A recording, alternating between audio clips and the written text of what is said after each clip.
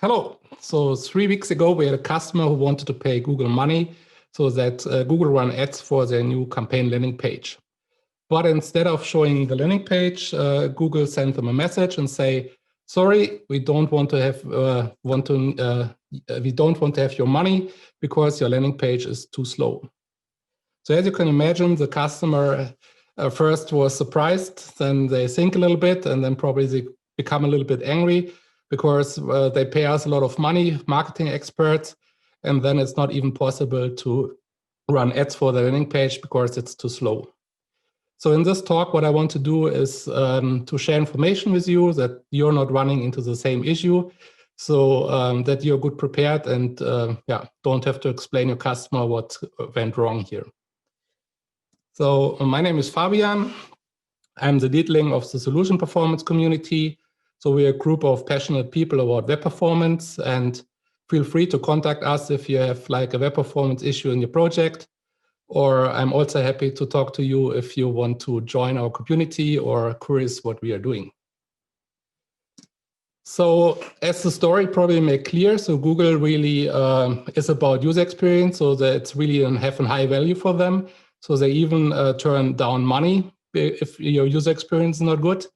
And this year in May 2020, they announced Core Web Vitals. So Core Web Vitals are a metric, or are 3 metrics, and they used to measure it they used to measure the user experience of your website in the future. And so let's dig into the 3 methods. So the first metric is largest contentful paint. So this describes how fast is your web page loading. So when is the largest element rendered in your viewport? And Google thinks it's a good idea this should be faster than 2.5 seconds, which could be quite a challenge. The next one is about first input delay. So once a page is loaded, then users want to interact with it. And this is what this metric is about. So it measures how fast your website is reacting to user input. And this should be faster than 100 milliseconds. This sounds not a long time, but usually our projects are quite fine when it comes to this value. Then there's the last metric, and this is quite new. They also introduced it only this year, and therefore often our projects have issues with it because developers, this wasn't really a priority for us because this doesn't exist when we build most of our projects. So they also changed the way how they measure things, because before Google had often measured like things for desktop and mobile in separate buckets. And now they put everything together and they're looking at the 75th percentile. So this means they're concentrating on the 75% fastest user experiences. And this is where you have to reach these values for they want to have you. And what they also announced quickly after, this was quite surprising. So Google said this Core Web Vitals we use in the future, and future means first or second quarter 2021. So we build this into our search engine ranking, and this will be a factor. And that's the first time in Google's history that they are so explaining how you can impact this algorithm. So usually they are quite, don't share any information about it. So now we're at the point where you can decide, so the Google search engine metrics will change probably next year, and it's our decision to take the blue or the red pill. So if you go for the red pill, you can go and have a coffee now, otherwise we move on and talk about the largest contentful paint. So this is about how fast is the biggest element in the viewport rendered. And sometimes or often it's probably quite straightforward what element this is, but there could be also situations where this is not clear, or sometimes surprisingly it's a background image or something and not what you thought, and therefore it makes sense before you start optimizing anything to figure out what is really the largest element for Google. And you can do this if you fire up your Chrome, go to the Chrome DevTools, go to the Web Performance tab and run an audit. And what you see then in the timings row, you have labels, and one label is called LCP. So this is the largest contentful paint. And if you hover it or click on it, then the element is highlighted, and in the browser, and you also get some info in the summary. So here you can be sure what the LCP is. And this element could also change the LCP during the page's loading. So yeah, you have to watch out a little bit and don't look too early on it. So what are the issues, or what causes slow LCP? So there are a lot of technical things, so slow server response time. So what I see a lot of clients having probably redirects, which are not really necessary. So all things is adding up, or if you don't have a CDN, this could also be an issue here. But also slow resource timing, load times. So if you have a lot of big images, or you run it with HTTP1 or get data from different servers, so this could cause this. Or you have render blocking JavaScript and CSS. So also a lot of projects still have this. And also if you client-side render things. So this is the case if you, for example, use big JavaScript frameworks like Angular, React, or something, and you don't server render things. But I audited a few of our projects together with my team, and what we found is often so we did a good job on the technical side, but still it was not really possible to reach these values, and the reason was the content. And therefore, we also have to work closely together here with UX consultants, also with requirement engineers, because they are facing the customer much earlier. And we have to consult them and make the people aware that content, complexity, and components also have a big impact on web performance. I found in a book quite a good system, because it's easy and it's useful. And the system just categorizes components in 3 categories. So we have like components which have a huge impact on web performance. So this components with large images, heavy JavaScript, or also dynamic content. So if you personalize things, it's probably not a good idea if you do it with the largest element. So this usually we have image slider. So this is probably here the main thing we use on all projects. Personalized content, third-party widgets, and autoplay videos are here in this category. Then this big element point have like 6 points, and then we have the medium impact elements have 2 points, and these are medium-sized images, a little bit simpler JavaScript. So this is probably teasers, social media sharing, animations. And then we have the small impact on web performance. So we only give it 1 point. So this is text, buttons, form fields, icons, tables. And so once you categorize all your components, what you can do then, if you plan your site, then you can put them in the template. So here you have 2 different versions of a wireframe. So we have one which has a higher impact. So I calculated all the numbers for the elements we're using above the fold. So this is a score of 12 on the left side and a score of 9 on the right side. So the only thing we're doing, so we're using more or less the same content, but we are shifting the high impact element below the fold, because below the fold, we have a little bit more time to prepare anything and everything. And Google is also not calculating this into their values or metrics. So there are like 3 tips. So avoid high impact elements above the fold. So move the red things out there. Keep the above the fold score below 10. So this also helps. And make this decision in a cross-functional team. So I would always talk with the requirement engineer, with the designer and developer. So I guess together you can pretty good estimate the impact this have. So I know this red part here is often also political. So it's probably the slider, and everyone likes it on the customer side. So it's probably not easy to convince them. What I try to do is often talk about successful examples. And one of them is definitely Google here. And so both Google and Yahoo, their business model is to create ad revenue. And if you see the websites, probably would think Yahoo is more successful because Google have no ads at all on the website. And at least Yahoo has a few, if you see here, but I guess it's not surprisingly for you that it's Google earns much more money, and this is quite old numbers. So probably this is even much higher today. And so what Google doing here is they focus really on the user task first, and then showing the message, or then showing the AdWords if the user is happy and fulfilled their tasks. And they can also personalize the message much better than what Yahoo can do.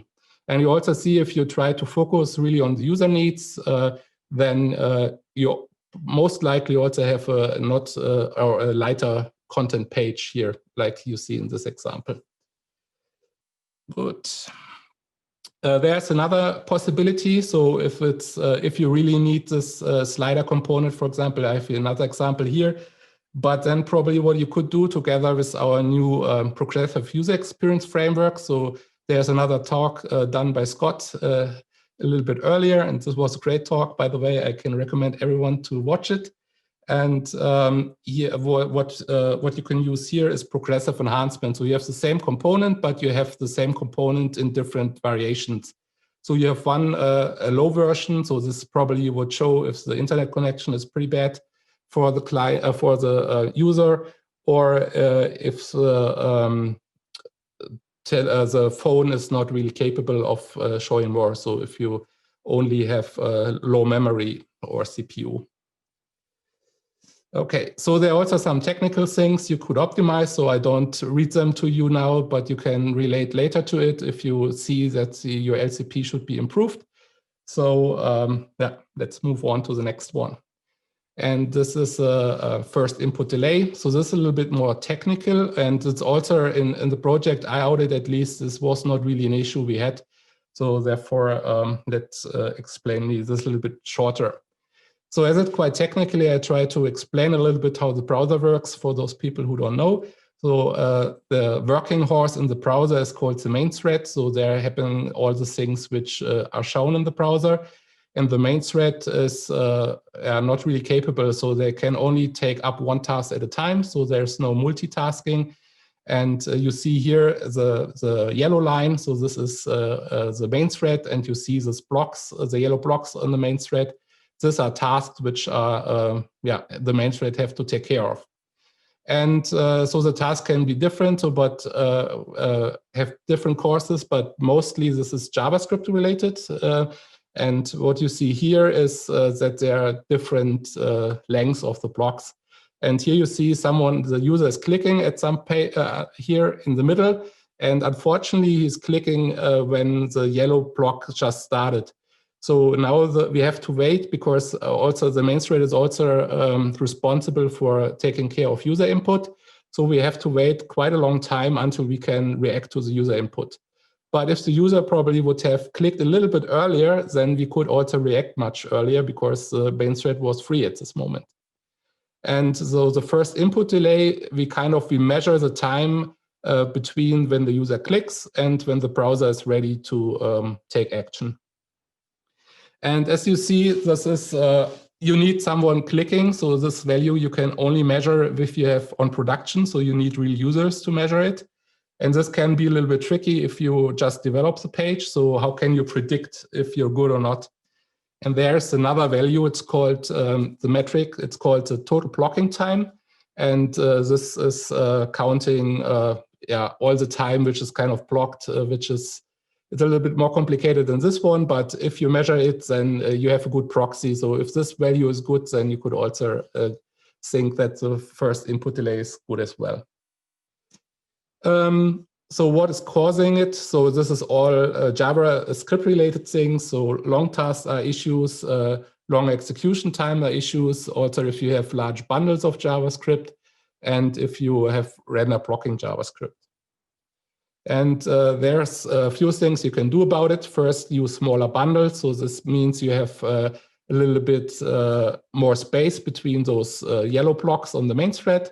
Only load the JavaScript you really need, because if you load JavaScript which is not really needed on your for the website, it still has to be compiled and parsed. And this is also a little bit put a little bit work on the main thread. Probably one of the biggest factor is also a third-party script. So often we use tag managers, and if you tell the tag manager to run all your third parties at the same time, then this could be a problem, because if you think so, if the page is rendered, then probably the user is thinking about what should I click or what should I do. And if at the same time you see everything, you fire all your third parties, then probably there's a lot of work going on the main thread. And this means then if the user really is ready to click things, then they can't click or nothing happens. Therefore, it's really important if you have tag managers that you schedule the scripts on different events, so they're not running all at the same time. So the rule of thumb should be here, try to run the third parties as late as it's possible. And yeah. And there's also workers. So this is also a technical thing, and workers running in their own thread. So this is, you can put work away from this from the main thread into the workers. And yeah, this is a developer trick. There's a really good article from Philip Walton. So he's a developer from Google, and he put quite some thought into how to write also JavaScript functions to make some pauses or breaks in between so that user input can be addressed. So I really highly recommend reading this article if you haven't so far. And yeah, let's move on to the last one. Cumulative layout shift. It's like a long name, and this is most often also the problem we have with our projects, or we have the most issues with, because as I said in the beginning, this is quite a new metric and it was never really important until now. And a lot of the work we done was before this was even announced. So therefore we have to fix things a little bit. And but unfortunately, it's easy to fix things. So yeah, let's dig into here. So first of all, what is a layout shift? So let me explain this. So if you go to a web page, then the browser is rendering the page frame by frame. So depending on how much elements you have, you need more or less frames. But what we do here, we just focus on 2 frames which are coming after each other. And you see here a gray box with some text. So this is an element. And you see the element has a different position on the frame 2.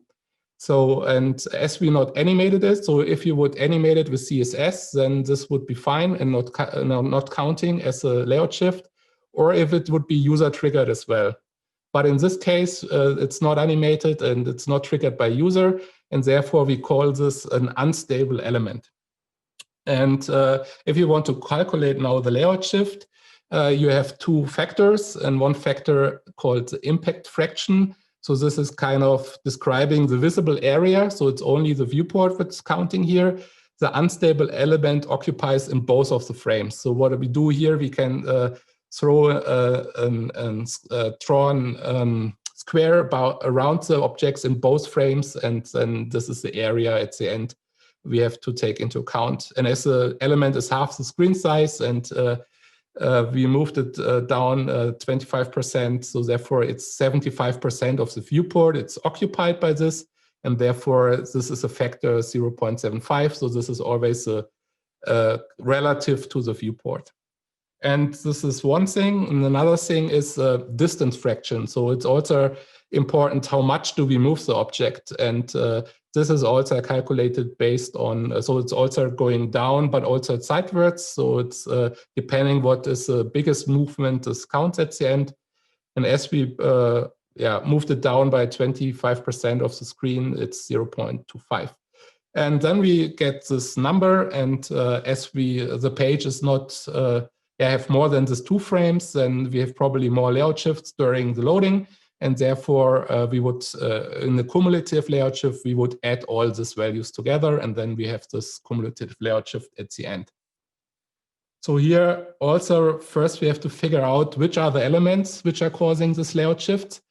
And SpeedCurve 2 weeks ago introduced a great feature here on the test detail pages. So here you see all the elements which causing layout shift, and you also see how much layout shift each element is causing, and you also see the cumulative layout shift. So you can focus on those elements first, which having the biggest impact on the score. And if you don't have SpeedCurve, by the way, we have an an enterprise solution, enterprise account from SpeedCurve. So if you want to check it out in your project, you can also get in contact with me. So we could find a solution there. But if this is not the case at the moment for you, at least, you can also go back to your Chrome tool, Chrome browser, open Chrome DevTools, run another performance audit, and then you see the experience row. And if you have a lot of layout shift, you will see, like in this example, we have this red blocks, and then just click on it, and then you see in the summary, you can hover then this elements which I marked here, and then you see what happens on the website, and you also see here what exactly each of those blocks courses for layout shift, and then you can optimize those objects. So when from the practical audits I did, I can say that 90% of the severe layout shift is caused by images which have without dimensions. And this is super easy to fix. Then we have ads, which not a lot of our websites probably have, embeds, iframes. So everything you embed with JavaScript into the page a little bit later after the text is already rendered is here, could be a problem. And last but not least, also web fonts. If you swap web fonts, this could be also causing layout shift, but most often not. It's only a minor issue. So let me show you two examples. So you see the New York Times, and we see two frames. In the left one, you see the articles already rendered. So you have like two articles here. And in the second screen, you see the first article also have an image, but because images are larger, it takes a little bit longer to load them, and then they come later, and then they move down the text here, the second article, and this is causing layout shift. And I also draw here both impacts here, so that you can see what exactly was shifting. So to fix this, it's quite easy. So you add width and height in the image tag, like we did 10 years ago probably. But this time it's not really about the exact values, but about the ratios. So what the browser is doing, it's calculating which ratio the image have, and then it's blocking or pre-allocating the space. And then the image is just filling a white space, and no element below is shifting. You can also do this with responsive images, and it's not possible at the moment, at least, to do this with a picture element.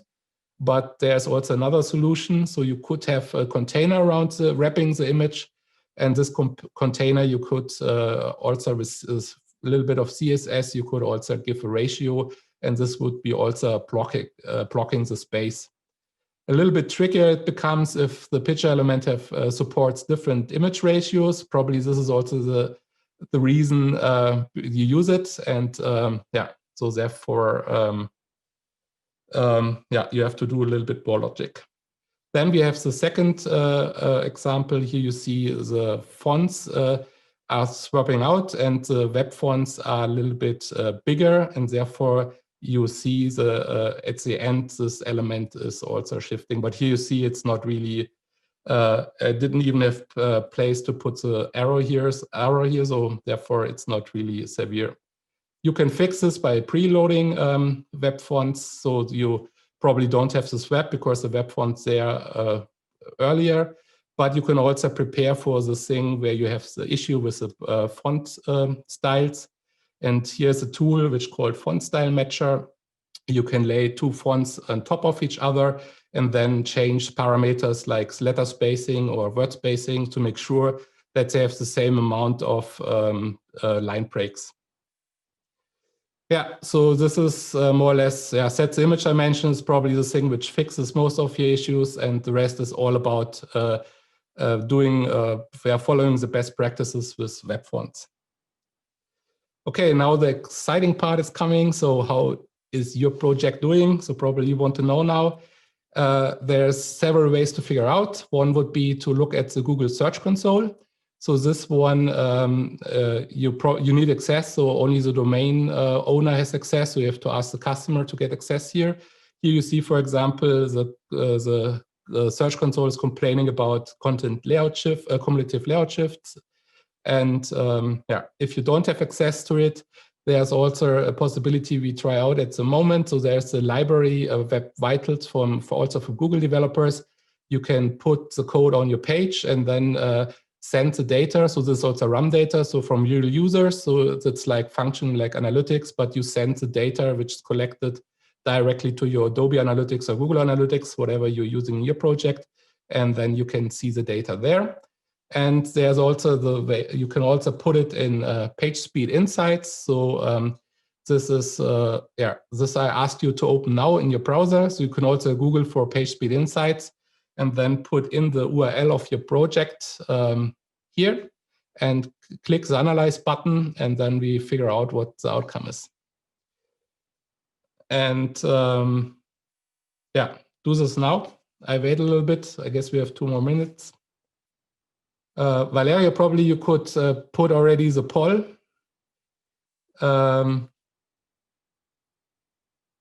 So are we doing this or not?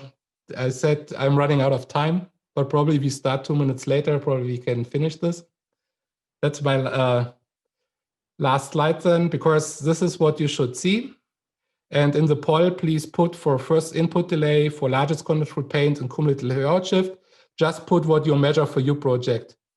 So are you good? Does it need improvement, or is it poor? So you see this is the shapes and the colors. So if you have like a circle here, then a green one, it's fine. If it's a yellow square, you need improvement. And if it's a triangle, a red one, it's poor. So please, fill out in the poll so then we can see how we are doing in our projects. And do you have any questions, Valeria? Probably I can answer them or one of them at the moment. So one question is, can you recommend tools that can test the 3 metrics already on a password protected test environment? So password protected depends a little bit. So if we have, for example, you can use SpeedCurve or web page test. And if you have an HTTP authentication, you can use it there, but you won't get the first input delay, but you would need then the total blocking time. And then you can see it. You can also run it on your dev tools. So you can also run a Lighthouse report, which also covers most of the values. So that's also possible. And you can also include this in your continuous integration line, like I showed you with options like this Web Vitals JavaScript framework. So this is possible. You can also ping me, then I can show you a little bit more details. Okay, so I don't see the poll, so hopefully someone puts the data there, then I can have a look later. And let's end this up. So you should now know if you have an issue in your project or not. And if you have a project, then probably you have enough knowledge now to educate your customer and offer them solutions. You should fix the issues this year if possible, because then you're good prepared for the next year. If the algorithm changes for the search engine. And if you have any questions or need support in your project, if it's a little bit trickier, then the web performance community is there to help you. So that was my talk. Thank you.